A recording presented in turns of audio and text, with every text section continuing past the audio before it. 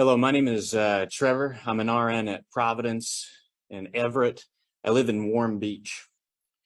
You know, when I was a kid, my grandma would tell me, Trevor, you help people who have less, help people who are sick, help people and pay forward your good fortune.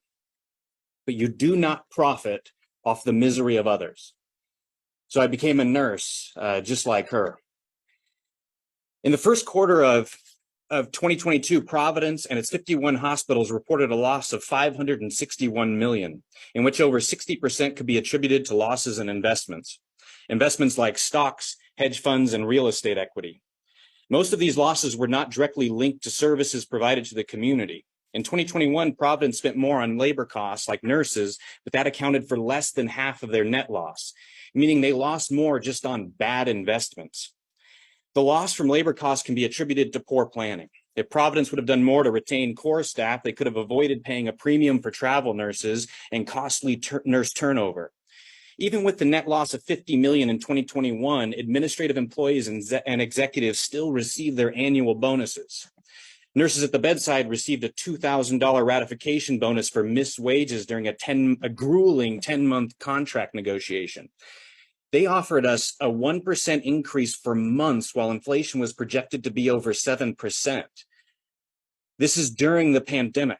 They negotiated in bad faith, and now in a recent Everett City Council meeting, they lost over 200 nurses so far this year, a deficit of approximately 90 more than they have hired.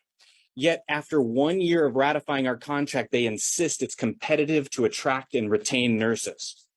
Again, this is a ballpark estimate, for they did not know, nor were they prepared to say how many nurses they have lost.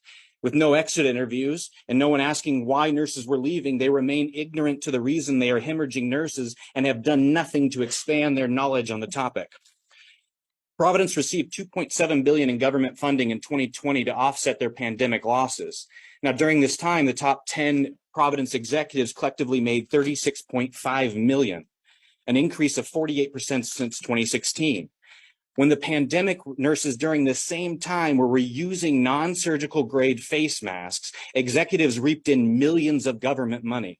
Instead of using government funding to invest in core nurses and their safety, like providing masks and PPE, they invested in paying executive bonuses. A hospital organization should cultivate acts of mercy, not acts of malice. You do not profit off the misery of others. What else was the $2.7 billion bailout used for? To buy other hospitals? To change their logo? They are asking for Medicare reimbursements to be increased, asking for Medicaid kickbacks. But what will they use the money they receive for? To continue diversifying their funds in the stock market? When will Providence make a significant investment in retaining core nurses before they invest with their Carlyle Group financial portfolio? There is a link between irresponsible executive pay and patients waiting hours for treatment.